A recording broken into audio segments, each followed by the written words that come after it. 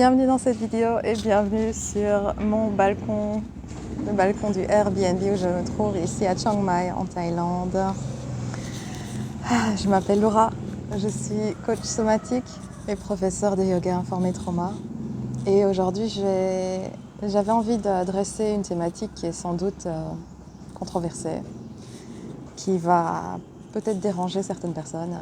Et je pense que d'autres personnes qui ont la même résonance que moi, le même ressenti que moi, vont peut-être trouver ça chouette d'enfin entendre. Sur cet espace virtuel qu'est YouTube. Hello. Cet avis controversé, c'est une phrase que j'ai entendue de Emily Conrad, qui est la fondatrice de la discipline somatique ou de l'approche somatique, qui s'intitule Continuum Movement, où elle dit que le yoga linéaire est le yoga de l'obéissance. Linear yoga is obedience. It's obedience yoga. Tout mouvement très linéaire est un mouvement de l'obéissance. Okay. Et quand elle dit cette phrase dans une interview, ça m'a vraiment parlé. J'ai trouvé les termes excellents, choisis de manière vraiment excellente. Et son approche était également très, très humble et douce. Et elle stipule aussi, voilà, je ne veux offenser personne en disant ça. Et c'est également ma démarche, je ne veux offenser personne en disant ça. Le yoga linéaire, c'est le yoga de l'obéissance. Mais je pense que c'est important d'adresser aussi parce qu'on est beaucoup à découvrir le yoga, s'essayer au yoga, aller dans des studios, etc. Moi, je n'y vais plus parce que justement, il y a beaucoup de mouvements très linéaires qui... On en parlera par la suite, mais bon, bref. Et c'est bon de faire entendre également ce type de discours, ce type de réflexion autour de qu'est-ce qu'on est en train de faire en fait avec nos corps. Et ce type de discours également parmi la communauté des enseignants, de tout enseignant qui partage une discipline qui a à voir avec le corps, et une discipline telle que les asanas, la pratique physique du yoga. Alors, qu'est-ce qu'on entend par linéaire ? C'est littéralement, quand tu vois quelqu'un pratiquer du yoga, enseigner du yoga, c'est l'approche vraiment très linéaire et mécanique des mouvements. Inspire, bras vers le ciel, et c'est souvent comme ça. Ou comme ça. Et puis vers le sol. Et puis, bref, toute la séquence de la salutation soleil dans le yoga ou toute autre séquence. C'est très... Les mouvements sont très linéaires. Il n'y a pas beaucoup de circularité.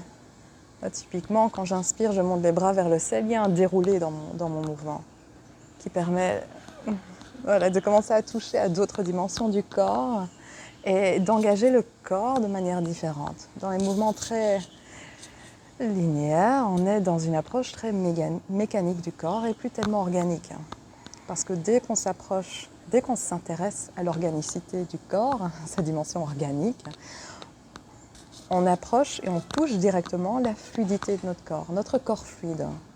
Et le fait que le corps, il se développe, part vraiment de son parcours en tant qu'embryon, là, il se développe vraiment dans un milieu aqueux, avant tout, dans un milieu fluide, et donc en accord avec les mouvements archétypes de l'eau, en accord avec ces mouvements archétypes de la fluidité, qui sont absolument des mouvements circulaires, qui n'ont absolument rien de linéaire. Donc, approcher les mouvements du corps de manière très... inspire, on allonge la colonne vertébrale, expire, on fléchit au départ des hanches, on se penche vers le sol. Ça donne des mouvements très, très mécaniques qui sont déconnectés de notre nature fluide, de notre nature circulaire et de notre nature organique et donc de toute une sagesse tellement élémentaire, ancestrale et riche, intelligente, qui a à voir avec notre nature fluide, avec notre organicité, avec la manière dont on s'est développé depuis la fécondation du spermatozoïde avec l'ovule. Ok. Donc, c'est de ça qu'on parle quand on parle de yoga linéaire. C'est vraiment quand tu regardes et tu vois juste des formes très linéaires. Okay. Il y a une sensation de coupure, il y a une sensation d'isolation extrême, des mouvements et du flot de l'énergie également, du flot de de la mouvance, de la façon de se mouvoir. Il n'y a pas beaucoup d'organicité, de fluidité et de transfert de poids, de transfert d'énergie, de continuité également, et donc de recyclage de l'énergie. Beaucoup d'efforts à produire. Bon, ça c'est une autre discussion, mais bref, linéaire. Et pourquoi obéissance alors? Et donc là, c'est vraiment moi qui parle et je ne suis plus du tout dans les propos d'Émilie Conrad. Mais je voulais partir avec sa formulation parce que je la trouvais donc puissante et certainement très controversée. Mais c'est bien parti de controverse parfois. Et donc obéissance parce que, à nouveau, le yoga linéaire ou tout mouvement linéaire va nous couper de notre dimension organique, de notre, j'ai envie de dire, organicité. Je ne sais pas du tout si ça se dit. On peut inventer des mots, vous m'avez compris de toute façon. Donc couper de notre nature qui est fluide, circulaire, qui est aqueuse, okay, liquide si tu préfères. Des éléments de notre corps, okay, de la manière dont on s'est développé. On se coupe de cette sagesse parce que notre corps ne le reproduit, n'est pas en train de s'aligner sur les mouvements archétypes de cette sagesse. Donc il y a une part d'obéissance dans inspire, main vers le ciel. Ça c'est un premier élément de réponse. Donc, parce que les mouvements ne sont pas circulaires, on n'est pas en train de toucher à la dimension fluide de notre corps qui est primordiale, qui est fondatrice, okay, élémentaire dans ce corps que nous avons aujourd'hui. Cette fondation cet élément qui nous fonde, dimension qui nous fonde, donc la fluidité, les fluides. Un autre élément de réponse, c'est également quand on regarde le tempo des cours de yoga. Moi, je trouve que par définition, que ce soit sur la toile, parce que j'ai aussi côtoyé beaucoup de cours de yoga sur la toile, sur Internet, mais aussi beaucoup en studio et à travers plusieurs pays du monde. Et systématiquement, je suis la plus lente dans un cours parce que je prends beaucoup plus de temps pour mes inspirations, pour mes expirations. Et il y a peu, je trouve, il y a peu de place. Ça va dépendre des styles de yoga. Je vois déjà des personnes venir me dire peut-être le yin yoga ou le vini yoga certainement sont plus lents dans les respirations et c'est génial. Moi par contre j'adore le vinyasa, le power yoga, voilà, ce type de yoga, ou juste vraiment vinyasa, c'est la base pour moi, c'est ma base, je dirais, c'est pas la base du yoga, c'est un yoga dansant qui me parle tellement. Mais qui dit dansant ou qui dit plus engageant physiquement n'a pas du tout à dire plus rapide. Non, absolument pas. Ou même le Ashtanga yoga, pourquoi est-ce que ça doit être rapide? Je trouve que là, dans les respirations, il y a aussi un problème, il y a une grande déconnexion. Et dès qu'on va être déconnecté de notre souffle, ça on le sait également via toutes les sciences du trauma, dès qu'on est déconnecté de notre souffle, on est déconnecté de notre corps. Et également, puisque dans les cours collectifs de yoga, on a tendance à vouloir tous bouger au même tempo, et donc on a tendance à tous suivre le rythme donné par l'enseignant, et on va être dans un yoga de l'obéissance parce qu'on n'obéit plus à notre tempo propre, à notre rythme propre. Et on se retrouve, en un sens, contrôlé par un rythme extérieur. Et ça, c'est vraiment, pour moi, l'élément qui fait que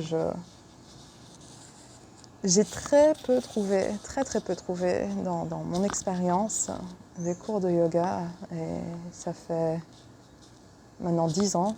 Je les compte sur les doigts d'une main, les professeurs de yoga avec lesquels j'ai aimé pratiquer, et j'ai trouvé une liberté de pratique. Et dans cette liberté, il y a eu une vraie rencontre avec moi-même. Dans les autres, c'est cette part d'obéissance. Et ça, c'est une réflexion pour tous les professeurs de yoga. Et Dieu sait que moi, j'ai enseigné comme ça aussi. Donc, je n'attaque personne parce que j'ai enseigné comme ça et je suis sûre que j'aurais pas aimé. Aujourd'hui, je n'aimerais pas assister aux cours que j'ai donnés en début quand j'ai commencé à enseigner les asanas, à donner tenir des cours de pratique, d'asana. Je préfère dire ça comme ça plutôt que dire des cours de yoga parce que bon, au final, qu'est-ce qu'on enseigne on doit quand même avoir une bonne dose d'humilité quand on se dit professeur de yoga et on transmet une tradition spirituelle millénaire.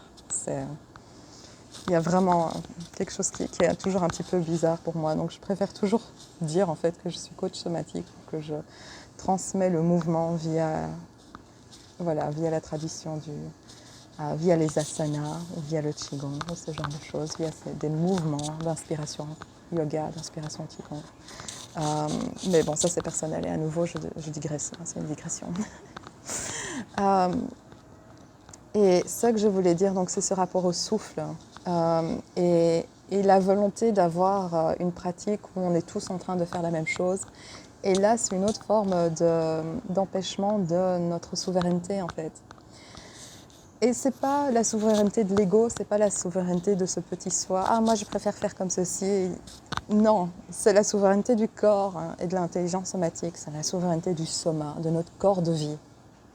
Et c'est quand même un truc pour moi, c'est incroyable de revenir au corps et de se dire, mais c'est vrai, notre corps, il a survécu à tout ce qu'on a vécu jusqu'à présent, ok. Et plus que ça, il s'est développé en tant qu'embryon. Et c'est un parcours magnifique. Moi, je vous invite vraiment à vous pencher sur l'embryologie, si ça vous botte aussi. Moi, ça me botte beaucoup, j'aime beaucoup ça. Voir la manière dont un embryon se développe au cours de 9 mois de vie. Pour la plupart des personnes, c'est 9 mois. Pour d'autres, c'est un peu moins, ou beaucoup moins. Bref. Mais il y a une intelligence qui est là à l'œuvre, qui est spectaculaire. Et puis dans notre vie de tous les jours également, il y a une intelligence spectaculaire dans ce qu'on ressent, dans nos sensations, dans nos intuitions, par rapport au monde, par rapport à autrui. Et il y a une intelligence de ce qui serait le mieux pour moi. On est vraiment notre propre remède. Et on se coupe de cette intelligence dès lors qu'on veut se mettre au diapason à l'identique des autres. Parce que c'est pas parce qu'on pratique en collectivité, et ça c'est ma vie personnelle, c'est pas parce qu'on pratique en collectivité qu'on ne peut pas être au diapason de l'autre, même quand on est en train de faire des mouvements différents. Parce qu'il y a un esprit collectif de pratique, d'être dans le dévouement à sa pratique, qui là je trouve vraiment très nourrisseur et soutient cette introspection profonde qu'on est tous en train alors de cultiver sur son propre tapis de yoga. On n'a pas besoin d'être dans la reproduction à l'identique du tempo de la collectivité, du tempo d'un autre ou des mouvements d'un autre. Et moi, je trouve ça tellement plus beau alors et tellement plus en accord avec tout ce qu'on voit autour de nous dans la nature, d'être dans la manifestation, dans l'expression profonde, authentique et spontanée de nos particularités à soi, comme on voit. Chaque plante est différente, ou les oiseaux chantent différemment, et pourtant ils sont les uns à côté des autres et ils sont clairement en train de partager un espace ensemble, en commun, en collectivité. Donc ça c'est pour un autre aspect de l'obéissance. On est dans un yoga linéaire, un yoga de l'obéissance, parce qu'on n'est pas dans la souveraineté de son soma, qui donne le tempo. Et à nouveau, c'est pas l'ego qui donne le tempo, c'est le soma. Il y a vraiment un tempo propre au corps, propre à ton corps, propre à mon corps, qui va varier d'heure en heure, de jour en jour. Et le yoga, pour moi, est l'occasion de cette rencontre profonde avec quel est mon tempo, quelle est ma vérité maintenant. On ne peut pas y accéder si on est dans un tempo qui est imposé par autrui, imposé par une classe, par tous les autres autour de soi, parce qu'il faut quand même bien se rendre à l'évidence, même si tu te dis, bah oui mais Laura, mais tu pratiques à ton rythme et puis tu t'en fous de ce que font les autres. Oui et non, parce qu'il faut quand même réaliser et être honnête avec soi-même quand on est dans un groupe, que tout le monde pratique exactement au même rythme, au même tempo, il va y avoir un sentiment d'être différent. Et gérer ce sentiment d'être différent revient alors sur soi, sur ses épaules, ça pèse plus lourd et c'est beaucoup moins agréable. Parce que, oui, et puis on voit le regard des autres qui se disent « Ah bah elle est plus lente, elle est plus comme ceci » et peut-être soi-même on se juge « Ah oui, moi je suis plus lente, moi j'ai besoin de plus de ceci, plus de cela » parce qu'il y a comme une norme qui est imposée. Et alors, il y a l'une ou l'autre personne qui diffère alors que peut-être la norme pourrait être la différence. Et il n'y a pas d'autre norme en fait que la différence, au lieu de se conformer à un standard de mouvement, à un standard de tempo de la respiration. Où est-ce que j'en suis maintenant dans ce partage qui était vraiment improvisé? J'ai juste vraiment... En fait, ça fait quelques temps que je voulais partager sur ce sujet. Comme quoi, ce sujet qui part vraiment d'une expérience personnelle, de ne pas du tout me retrouver dans les cours de yoga, et ça m'énerve en fait, parce que j'adore cette pratique, c'est une magnifique pratique qui a tellement de couches et qui peut nous emmener tellement loin. Et la pratique des asanas, j'adore les asanas, voilà. J'adore les asanas, mais au cours des dernières années, depuis fin de ma vingtaine, j'ai vraiment commencé à me pencher de plus en plus sur tout ce qui est Qigong et Tai Chi, parce que là, il y a une circularité qui est la base. La circularité est la base. Et cet aspect organique du mouvement est la base également. Et ça m'a vraiment séduite. Et donc, ça m'a amené à commencer à rejoindre également une formation à destination des professeurs de yoga pour intégrer le Qigong dans le yoga et proposer des nouveaux styles de séquences et de mouvements et un dialogue entre les deux disciplines. Et tout ça, vous l'avez retrouvé. Certaines personnes m'ont rejoint pour des cycles en ligne yoga Qigong ou m'ont rejoint sur l'espace membre Recharge intérieure où il y a toute une influence du Qigong dans les pratiques en mouvement. Et oui, et ce à quoi je voulais également faire référence ici, un élément déterminant du fait qui va déterminer si on est dans l'obéissance ou si on est dans la souveraineté, parce que c'est un peu les deux mots-clés vraiment à confronter ici. Yoga linéaire, c'est le yoga de l'obéissance. Mouvement linéaire, je vais juste dire ça. Mouvement linéaire, c'est le mouvement de l'obéissance.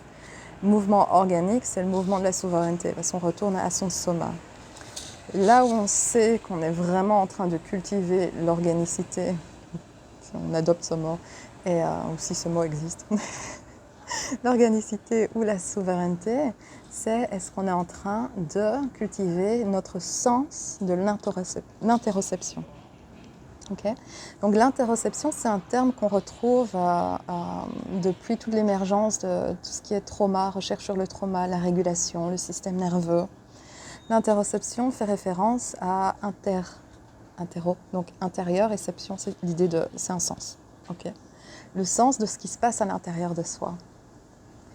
Et ça, que l'on pratique le yoga ou la méditation ou tout autre type d'art contemplatif, okay, on peut appeler ça un art contemplatif, pourquoi pas, ou pratique contemplative, pratique somatique, l'interoception est la clé. Est-ce qu'on est en train de développer notre faculté à écouter ce qui se passe à l'intérieur de soi? Parce que cette écoute de ce qui se passe à l'intérieur de soi, de ce qui est en train de se passer, j'aime toujours faire référence à ce titre du bouquin de Antonio Damasio qui s'appelle The Feeling of What's Happening, The Feeling of What Happens. Et c'est vraiment ça, c'est ce sens de qu'est-ce qui est en train de se passer en moi. Et ce dialogue avec le corps, c'est toucher l'intelligence du soma. Okay. Donc quand je parlais d'intelligence ancestrale millénaire, riche du soma, on y accède grâce à l'interoception. Okay. Et cette interoception, donc à nouveau, elle n'est pas développée quand on est dans un mouvement qui est linéaire, parce que ça à chacun à faire l'expérience. Hein. Mais quand on est dans un mouvement organique, c'est le mouvement qui est en train de nous faire, en fait. C'est pas tellement soi qui sommes en train de faire le mouvement, c'est le mouvement nous fait. Ça, c'est une autre citation de la fondatrice de Continuum Movement, Emily Conrad, qui dit « Movement is not something we do ». Le mouvement n'est pas quelque chose que nous faisons. « Movement is who we are ». Donc, le mouvement est qui nous sommes, profondément. Okay. Qui nous sommes. Et donc, moi, j'aime bien voir cette approche presque... C'est pas tellement passive, c'est qu'il y a... c'est pas une approche passive de mouvement, parce que c'est une remise confiance active dans cette organicité de notre corps, dans cette force vitale de notre corps, dans le mouvement de la vie, dans le corps de vie. okay, dans cette vitalité intérieure. C'est se rendre activement, to actively surrender to that force. Parfois, je sais juste dire certaines choses en anglais, ça me vient beaucoup plus de manière fluide en réalité, beaucoup plus spontanée. Et cette remise confiante active dans le mouvement intérieur de notre corps, je vais attendre que l'avion passe, je ne sais pas si vous pouvez l'entendre, sans doute, hein, il est assez bruyant. That's active surrender into our soma, into the force, into the movement of our soma, ça demande de l'interoception. Parce que si on n'est pas capable de percevoir ce qui se passe en soi, on n'a aucune idée d'où notre mouvement veut nous emmener. Okay? Où notre mouvement veut nous emmener. Donc cette propriété de l'interoception,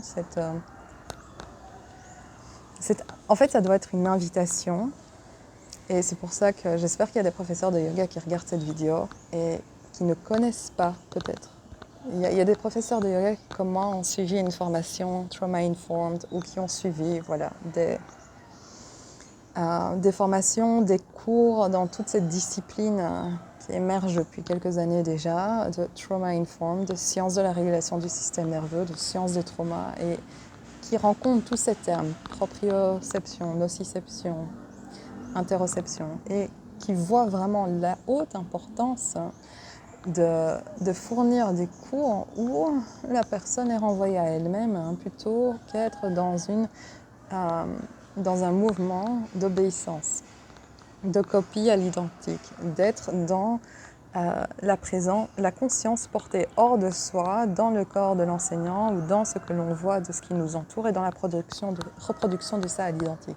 Parce que là, donc, on est dans la coupure, on se coupe à notre intelligence propre, on continue d'être désincarné, disembodied, et on n'a pas donc accès à notre intelligence organique, on n'a pas d'accès à notre souveraineté propre.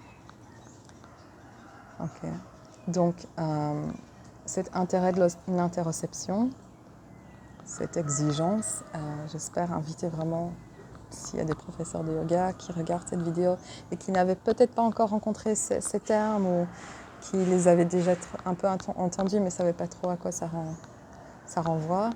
Voilà, vous avez juste pas encore appris quelque chose. Moi aussi, c'est quelque chose que j'ai appris juste en 2020, okay, au cours d'une formation, Trauma Informed Yoga, et pouvoir mettre des mots sur tout ça, sur tout ce que je sentais en moi, et je me disais, mais il faut parvenir à inviter le participant au cours à retourner profondément en lui-même. Et voilà, c'est passer par certains termes, par certaines disciplines, interoception, sciences, de la régulation du système nerveux, des traumas, trauma informed, etc., je trouve peut vraiment offrir une belle voie, okay, pour tout ça. Est-ce qu'il y avait une autre chose que je voulais ajouter dans ce partage? Peut-être pas. Peut-être ça suffit. Oui, j'ai quand même dit un terme qui est celui de désincarner. Et ça aussi, j'ai envie de dire quelques mots dessus parce que un second avion est en train de passer.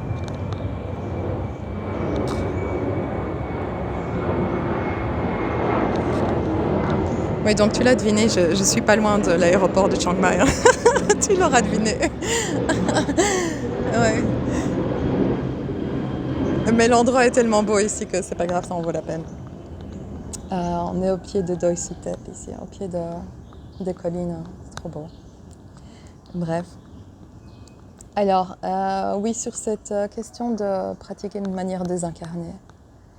Moi, je suis venue au yoga, à la pratique du yoga, au départ d'une période de ma vie où j'étais absolument désincarnée. Ok, j'étais vraiment pas la joie, j'avais vraiment touché le fond, un fond, parce que par la suite j'ai découvert qu'il y avait encore plus profond en moi, encore plus bas, mais j'étais quand même dans un sacré down, des sacrés abysses, et voilà, burn-out, dépression, troubles de l'alimentation, etc. Rien de très réjouissant, et pour une raison mystérieuse, le yoga m'a vraiment attirée. Et sans m'en rendre compte, j'ai commencé à renouer à retisser ma présence vers le corps, mais ça s'est arrêté là très rapidement dans cette... Ok, on revient un petit peu vers le corps parce qu'il y a quand même une récupération du mental et du processus de mécanisme de défense, du processus de protection qui est celui de se maintenir hors du corps. Parce que si on sort du corps, si on est chroniquement hors de soi, à vivre en dehors de nos sensations, coupé de toute faculté d'interoception, coupé de notre sagesse, de notre intelligence, de notre capacité à ressentir, coupé de la perception de ce qui se passe en soi, c'est parce qu'il y a quelque chose en soi qui nous dit tu as besoin de ne plus être en toi parce que c'est trop douloureux, c'est trop difficile. Et on doit aussi reconnaître qu'on vit une époque où il est très difficile de ressentir. Déjà en raison de des médias et qui relatent toute l'horreur du monde. Voilà, toutes les guerres qui se passent, les famines dans le monde. Et c'est pas une critique des médias pour relayer ça, parce que ça nous donne également l'opportunité d'être témoins de ce qui se passe et sensible, d'être dans notre humanité. Le problème, c'est qu'on est bombardé constamment. Dès qu'on va sur n'importe quel réseau social, dès qu'on va regarde le journal, parler en papier, on nous parle de tout ce qui ne va pas dans le monde. Et là, le seul problème, c'est que notre système nerveux n'est pas fait pour enregistrer ce niveau de souffrance et de violence constamment. Également parce qu'on est dans un contexte social, économique, très difficile. Okay. On est nombreux à avoir une pression financière, des soucis à se demander comment est-ce qu'on va payer ceci, comment est-ce qu'on va finir la fin du mois, comment est-ce qu'on va faire pour l'avenir, comment est-ce que... Ok. Une pression financière, inquiétude financière, que va devenir nos pensions, etc. Ok. Et puis sociale, bien sûr, et ça dépend des milieux dont on est issu. Enfin, il y a plein de dynamiques, plein de conditions qui font qu'on va quand même dans une époque assez stressante et où le futur n'est juste pas quelque chose de réjouissant aussi, hein, où il n'y a rien qui est garanti. Je parle souvent, on a souvent cette conversation ces derniers temps de réalisation que beaucoup de personnes de ma génération, qui sont dans leur trentaine, ne veulent pas forcément avoir des enfants, ou alors juste un, parce qu'il y a cette inquiétude, mais que va devenir le monde avec le réchauffement climatique. Okay, donc on est tous à avoir énormément d'inquiétudes liées à l'état du monde, à la situation dans laquelle on se trouve, collectivement, et puis on a également beaucoup de stress qu'on vit personnellement dans notre héritage générationnel, dans notre... voilà, ce qu'on a subi, ce qu'on a vécu dans notre enfance, et puis peut-être ce que nos parents ont vécu, ce que nos grands-parents ont vécu, etc. Donc il y a quelque chose d'à la fois collectif, il y a quelque chose de personnel, ce qui nous est arrivé dans notre vie, et puis il y a quelque chose d'intergénérationnel également. Donc on a quand même beaucoup de possibilités de stress ou de trauma à de nombreux niveaux. Et cette accumulation fait que notre corps, comme mécanisme de défense, va nous entraîner à sortir de lui. Une intelligence dans ce mécanisme de sortie de soi. Et on est beaucoup à vivre comme ça. Et pour moi, en tout cas, un des critères, une des façons dont je remarque à nouveau que je suis dans ce mécanisme de défense et la manière dont j'ai vécu une partie de ma vingtaine en dehors de mon corps, c'est que j'étais réfugiée dans mon mental. Okay. On appréhende les choses uniquement de manière très mentale, voire très rationnelle. Okay. Parce que dès qu'on est dans la rationalisation des choses, c'est parce qu'on se coupe également de la sagesse du vivant, de l'organicité du vivant, cette intelligence du monde qui se meut en soi et qui se communique par des sensations, des ressentis, etc. Et cette habitude de déconnexion, c'est là où je voulais en venir, c'est qu'on l'emporte dans le yoga. Et on l'emporte par une approche très mentale des postures, de comment est-ce qu'il faut faire également. Du bien versus du mal, c'est très binaire. Il faut faire comme ça, il ne faut pas mettre ton pied là, attention à ton dos, attention à tes genoux. Ok, c'est très... pour reprendre des termes arabes, c'est très halal ou haram. Okay. Okay, là, c'est peut-être juste le fait que j'ai fait un master en études arabes qui reprend le dessus tout d'un coup. Ok, on s'en fiche. C'est ça que je voulais dire. c'est qu'il va y avoir vraiment une grande potentiellement beaucoup plus de dichotomie, d'appréhension extérieure des formes, des asanas, il faut faire comme ça, il ne faut pas faire comme ça, et pas d'appréhension intérieure au départ de notre corps qui prend en soi la forme de l'asana et qui s'explore à travers elle, à sa façon, okay, selon sa sagesse, et qui se découvre du coup dedans, et qui se manifeste dedans, qui s'exprime à travers et qui offre à soi un moment si délicieux en fait. Là, quand on est dans l'approche extérieure du yoga, donc on n'est pas dans l'approche somatique, on est dans l'approche vraiment très extérieure, on n'est pas dans l'approche interoceptive, on est dans l'approche extérieure, okay, mentale. On est vraiment dans un grand souci de reproduction de la forme comme il faut. De reproduction, de faire comme ceci, pas comme cela. Est-ce que je fais assez bien comme ça? Et on voit là qu'on n'est plus dans notre souveraineté et donc dans l'obéissance parce qu'on est en train de demander à un tiers, un œil extérieur, est-ce que do I look good? Do I look good? Est-ce que ça a l'air bien comme ça? Et on n'est plus dans le questionnement de notre souveraineté intérieure. Okay? Et c'est pas juste une question does it feel good? Ça c'est une question importante, l'air de rien, je pense vraiment. Il faut pas la jeter par la fenêtre.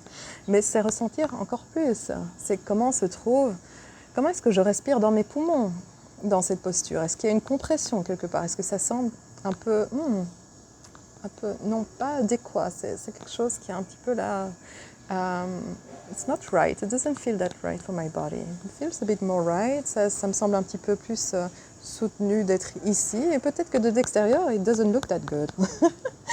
Mais c'est pas la forme extérieure qui devrait décider de la forme de la posture. C'est comment est-ce qu'on accède à ce flot énergétique intérieur, à ce flot du prana en soi. Que devient-il quand on est dans une posture? Et comment est-il en train de nourrir nos différents organes? C'est une vraie question, comment sont mes ovaires dans cette posture? Parce que c'est un centre énergétique important du corps des femmes.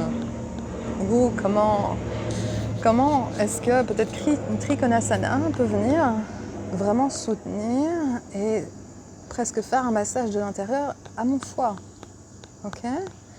Ou comment utiliser telle partie de mon corps pour soutenir telle ou telle autre posture. Et quand je parle des parties du corps, là on a vraiment quitté juste l'appréhension de la forme par le référentiel musculo-squelettal. On sort de juste ce raccourci du corps au squelette et aux muscles et on va vraiment vers tout le reste du corps également. Il ne faut pas jeter ça par la fenêtre à nouveau, non, mais c'est juste l'intégration de tous les différents systèmes du corps, de toutes les différentes parties du corps, dont le système des fluides, le système lymphatique, le sang, pour une pratique bien fluide, pour certains mouvements, certaines transitions. J'adore reposer sur le système circulatoire, sur le sang, sur le cœur et sentir ces formes organiques du cœur qui me permettent peut-être de la planche de côté à passer vers comment est-ce qu'on appelle encore side plank to... On passe par... Ah, j'ai oublié le nom. Ça, c'est un problème avec moi. Falling back. Comment est-ce qu'on appelle? J'ai oublié, peu importe. Wild thing. Voilà, en anglais, parce que je pratique principalement en anglais. Wild thing. From side plank to wild thing. Et n'importe quel déroulé dans les transitions, on peut utiliser les organes, parce que les organes se développent typiquement, mais en fait tout dans le corps. Mais peut-être c'est encore plus parlant quand on regarde des organes. Tout est très circulaire dans un organe. Et ça, c'est assez fascinant. Et donc, utiliser cette circularité pour produire un mouvement et pour rejoindre une autre posture. Ou utiliser les fluides du corps, ou utiliser les glandes endocrines du corps qui sont petites, mais ont une énergie si puissante et nous donnent vraiment une sensation de flow quand on est dans notre flow et qu'on dépose notre conscience dedans. Donc tout ça, évidemment, c'est uniquement accessible par l'interoception, par la proprioception, parvenir à repérer son corps dans l'espace, par la connaissance de son propre corps, de son anatomie à soi, pas juste celle qu'on voit dans les bouquins, mais soi, parce que ça c'est aussi fascinant d'entendre des personnes qui travaillent par exemple dans tout ce qui est dissection. Oui, moi j'adore écouter ce genre de podcast, et qui témoignent une personne qui disait, j'ai oublié son nom, qui disait qu'elle n'a jamais vu un corps qui correspondait à ce qu'on enseigne dans les bouquins d'anatomie.